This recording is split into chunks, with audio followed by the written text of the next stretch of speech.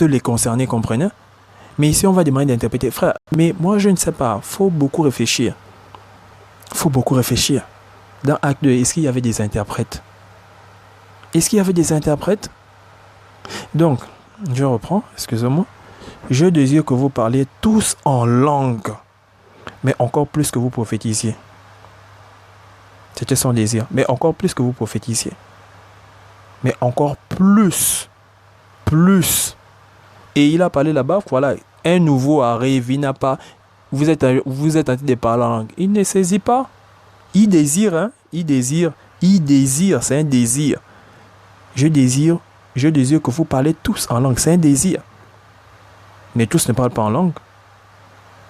C'est comme il va dire, je disais que voilà, pour le célibat, voilà, les grands philosophes encore, voilà, il faut aussi accepter ça. Hein.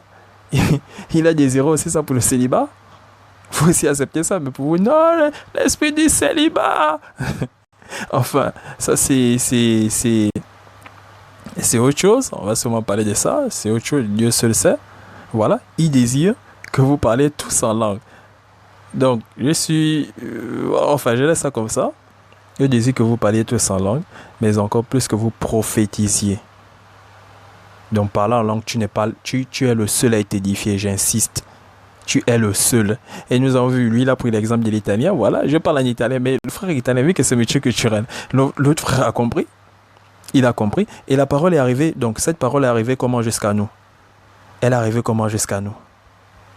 C'est des gens qui ont interprété, donc des gens qui ont pris. Voilà, mais on vous dit de parler en langue, personne ne comprend.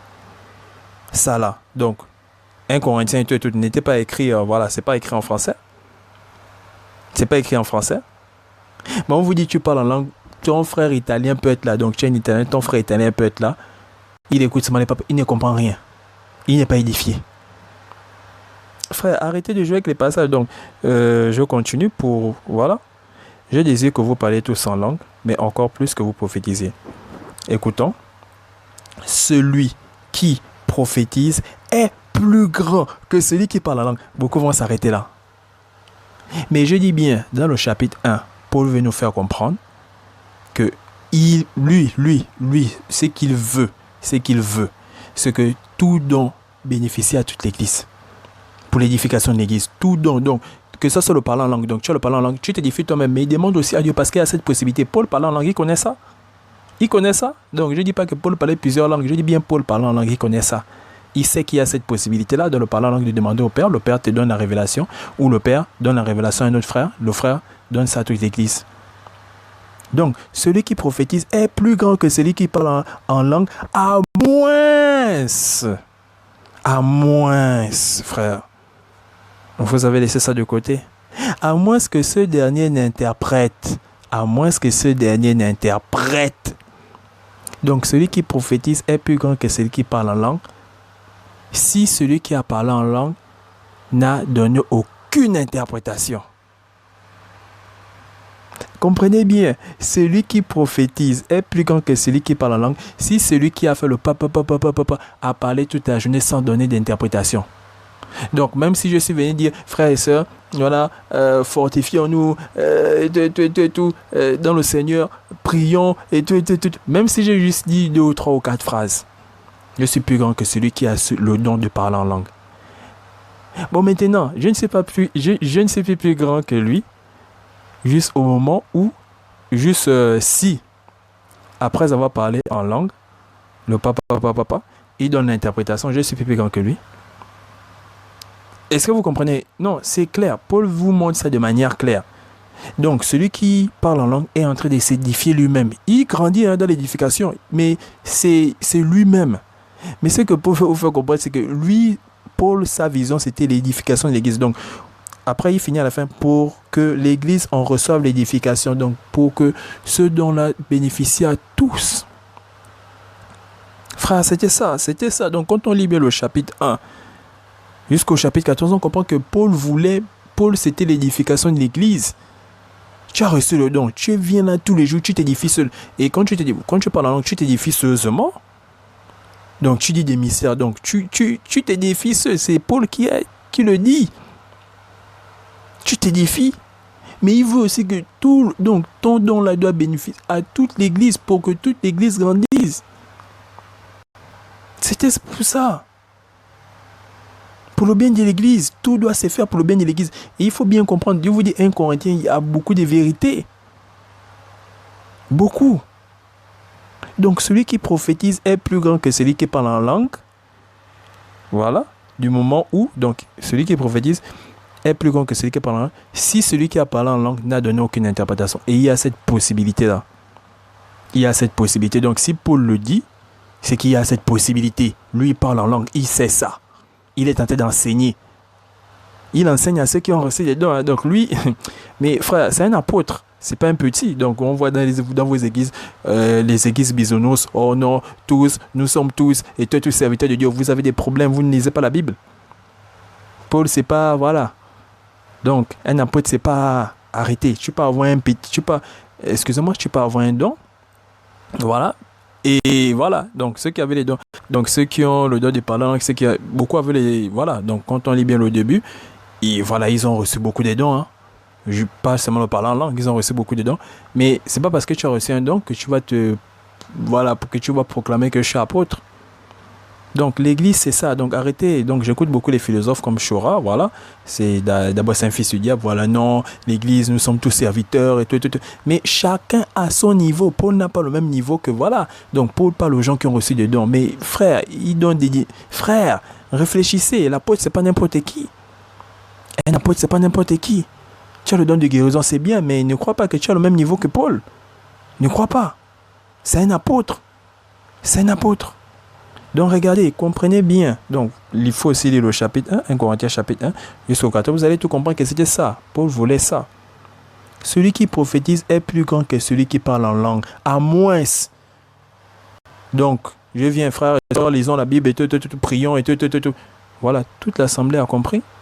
Mais celui qui est seulement venu faire mais il s'est édifié lui-même. Donc il est là dans son coin. Je dis bien, il parle, personne ne comprend. Donc même l'italien, voilà, on va toujours utiliser cet exemple. Même l'italien, donc c'est un italien qui parle en langue, l'autre italien ne comprend pas. L'autre italien ne comprend pas. Il est le seul à être édifié. Paul ne voulait pas ça. Donc frère et soeur, j'insiste. Les versets sont là. Celui qui prophétise est plus grand que celui qui parle en langue, à moins. Donc quand on dit à moins, ça c'est que voilà, il y a une autre possibilité. Donc c'est que celui qui prophétise, voilà, n'est plus grand que celui qui parle en langue, parce qu'il a donné l'interprétation. C'est un don avant tout, hein. Donc Paul n'est pas en train de minimiser le parler en langue. Lui, ce qu'il veut faire comprendre aux frères, c'est que ton don doit profiter à toute l'assemblée. À toute l'assemblée, toute. Donc si tu veux seulement venir à l'église pour parler en langue, sans donner d'interprétation, voilà, donc fais ça chez toi. Regarde, fais ça chez toi, il n'y a pas de problème. Mais quand tu viens à l'église, demande au Père de toujours te donner l'interprétation, voilà, afin d'édifier tes frères et sœurs. Et Paul sait pourquoi. Donc, si il n'y avait pas la possibilité d'interpréter, Paul ne devait pas dire cela parce que lui-même il parle en langue. S'il vous dit, voilà, que à moins que ce dernier n'interprète, c'est qu'il y a une possibilité d'interpréter. Moi, je vous dis dans Acte 2 qui a interprété. Qui a interprété ce que les frères et sœurs disaient. Qui a interprété, c'est que voilà, les frères disaient aux juifs de la diaspora. Qui a interprété. Donc Paul sait ça, à moins que ce dernier n'interprète. Donc il y a aussi cette possibilité qu'un autre frère interprète, parce que c'est des choses de l'esprit. Donc l'esprit peut descendre chez une autre personne pendant que le frère entend des allez, le père descend chez l'autre. Voilà, l'autre interprète pour le bien de toute l'assemblée. C'est des choses de l'esprit, frère. Donc ne soyez pas comme des athées. Ne soyez pas comme des athées. Donc beaucoup sont comme des athées. Vous voyez les témoins de Jéhovah, voilà. Non, et tout, les dons de l'esprit, c'est fini. Arrêtez, ne soyez pas comme des athées. Vous savez que vous avez accepté le Christ, vous savez que le Christ fait des miracles et tout. Donc vous-même le miracle, non, voilà les miracles, c'est fini. Moi je sais pas. Et beaucoup de blasphèmes, donc beaucoup blasphèment. Et le Christ a parlé du blasphème de l'esprit, c'est fini. Tu peux jeûner, tu peux faire des dons, c'est fini. Tu as blasphémé contre l'esprit, on ne joue pas avec l'esprit. Frère, c'est là, c'est clair. C'est clair. Celui qui prophétise est plus grand que celui qui prophétise est plus grand que celui qui parle en langue. À moins. Donc, il vous montre bien que, voilà, moi, ce que je veux, c'est l'édification de l'église. Et il vous fait comprendre ça comme ça, c'est que même celui qui dit seulement, celui qui encourage seulement les frères et sœurs est plus grand que celui qui a reçu le don. Donc celui qui encourage les frères et sœurs dans l'assemblée, frères et tout, voilà, voilà, demeurant toujours dans le Seigneur et tout, est plus grand que celui qui a reçu le don. Donc il n'a fait que dire ça, hein, 2 ou 3 ou 4 phrases. Mais il est plus grand que celui qui parle en langue. Le papa, parce que quoi? Celui qui parle en langue n'est, voilà, dans l'assemblée, il est, donc quand il vient de l'assemblée, là, il est le seul qui reçoit l'édification. Donc il est le seul à être édifié. Donc papa, il est le seul. Personne ne l'entend bien, personne qui soit italien ou les autres Italiens n'entendent pas. Frère, j'insiste sur ça parce que c'est, moi je sais pas comment ça ne passe pas. Je sais pas comment vous ne comprenez pas ça. Mais celui qui prophétise, donc celui qui encourage n'est plus grand que celui qui parle en langue.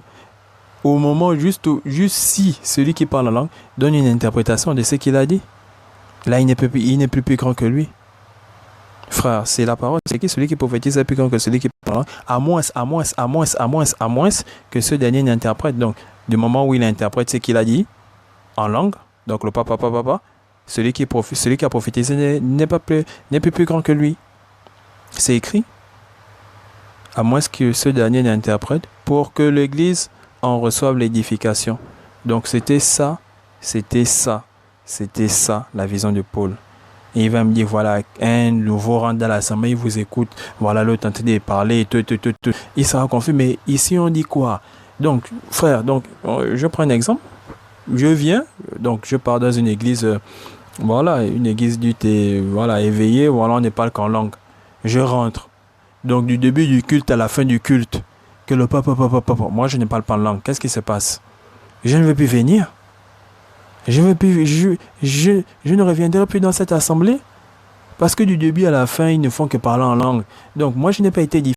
Eux, ils ont été bien édifiés parce qu'ils parlent en langue. Donc, la prochaine fois, je vais aller dans une église où, voilà, oh, frères et sœurs, bienvenue, et tout, assois-toi. Voilà, le Seigneur Jésus, que ça dit ça, ouvrant le livre à tel, et tout. Je vais aller dans cette église-là. Mais je ne veux plus aller là où tout, du début à la fin, les gens sont seulement papa. Ils sont les seuls à être édifiés. C'était ça le souci d'Paul. Donc vous voyez que même moi, je prends cela en exemple et je sais bien que l'esprit agit, donc je sais très bien. Je ne veux pas dire que non, voilà, il ne parle pas une langue, non, cette langue n'existe plus. Non, je vais dans une église, voilà, les gens commencent, papa. Je sais que c'est le parler en langue. Je suis là assis. Donc, moi, je vais écouter la parole, mais eux, ils sont là, ils sont juste, voilà, ils sont bien édifiés, hein, bien même. Je suis là assis, mais bon, maintenant, moi, qui s'occupe de moi? Je comprends quoi? Je vais venir ouvrir ma Bible, je me mets à lire la Bible pendant que les gens sont de parler en langue. Non. Je vais sortir de cette église et Paul savait ça. Donc il anticipait. Et il sait que voilà, tu as la possibilité de demander l'interprétation, frère, c'est simple. Qui a interprété dans Acte 2? Qui? Ouais, bon, moi je vous demande qui a interprété dans Acte 2? Dans le parlant en d'autres langues, qui a interprété? Donc il y a le parlant en langue, il y a le parlant en d'autres langues. Il faut bien méditer les passages, frère. Regardons encore l'autre verset. Au verset 6. Et maintenant, donc là, c'est lui-même qui parle. C'est lui-même qui parle. Et maintenant, frère, de quelle utilité vous serais-je si je venais à vous en parlant en langue? Donc, il n'a pas dit en parlant en d'autres langues. Parce que déjà, Paul écrit en quelle langue? Donc, il a écrit aux Corinthiens en quelle langue? Donc, Paul vient devant les Corinthiens, il parle quelle langue? Non, Paul parlait beaucoup de langues, Paul vous dit quoi là? Je ne sais pas comment vous êtes confus là. Et maintenant, frère, de quelle utilité vous serais-je si je venais à vous parlant en langue? Et si je ne parlais pas par révélation ou par connaissance ou par prophétie ou par doctrine? Donc, parler en langue et parler par révélation, là c'est quoi? Donc, faites des recherches. Non, Paul parlait plusieurs langues. Mais il vous dit bien, il faut aussi prendre en compte ce qu'il a dit au verset 5, au verset 6, et tout ce qu'il a dit même depuis le chapitre 1 jusqu'au chapitre 14. Il faut prendre tout cela en compte. Pourquoi quand vous arrivez sur un verset, vous oubliez les versets précédents? Il vous dit, et maintenant, parce qu'il a bien expliqué là-bas, lui, c'est pour l'édification de l'église. Et il sait que lorsqu'on fait le papa, on a la possibilité, donc le parler en langue, on a la possibilité de demander à Dieu de nous donner l'interprétation. Où Dieu, voilà, va te donner l'interprétation, ou il va envoyer ça sur un autre frère en esprit, et le frère va dire en même temps, donc en live, tu es là en train de faire le frère en train de dire ce que tu dis. C'est l'esprit. Et maintenant, Paul vous dit, et maintenant, frère, de quelle utilité vous serais-je? Parce que le parler en langue, c'est toi-même qui édifies, c'est toi-même. Donc, Paul parle en plusieurs langues. Vous méditez, donc vous-même, quand vous méditez dans vos têtes, excusez-moi, on va vraiment, je vais prendre le temps de, voilà, parce que je ne sais pas comment vous n'avez pas compris ça. Paul parle en plusieurs langues. Donc, vous avez dit, c'est une église multiculturelle. Paul parle en grec d'abord. Corinthe est où? Il parle en grec. Il peut parler, c'est une église multiculturelle, et un autre frère va comprendre. Il va être édifié. Donc, c'est bien bon, Paul parle plusieurs langues. Il a dit, voilà, c'est Corinthe, dans le contexte, selon, lorsqu'on vient de le contexte, voilà, l'église de Corinthe, on voit que c'est une église multiculturelle. C'est une église multiculturelle. Paul parlait plusieurs langues. Donc, on monte, on descend de toutes les langues là que Paul avait, voilà. Donc, si Paul décidait de parler en grec, il décidait de parler en hébreu, il décidait de parler en ceci, il décidait de parler en cela, dans l'assemblée, il devait avoir un frère qui comprend Paul. Donc, Paul n'est pas le seul à être édifié. Mais on vous dit de parler en langue, c'est toi seul. Donc arrêtez, il faut parfois... Moi, je sais pas, vous êtes assez téméraire, hein? Je sais pas. Donc là, je m'adresse à ceux qui ne sont pas téméraires. Les téméraires, là, ça à votre niveau. Le Christ a parlé du blasphème de l'esprit. Et maintenant, frère, de quelle utilité vous serais-je si je venais à vous parlant en langue? Le parlant en langue, le papa, parce que personne ne te comprend, personne. Donc il ne dit pas qu'il vient parler en hébreu. S'il parle en hébreu dans l'assemblée, c'est multiculturel. Nous avons gardé ça, c'est pas faux, c'est multiculturel. Donc, dans l'assemblée, il y a un hébreu. L'hébreu l'est édifié.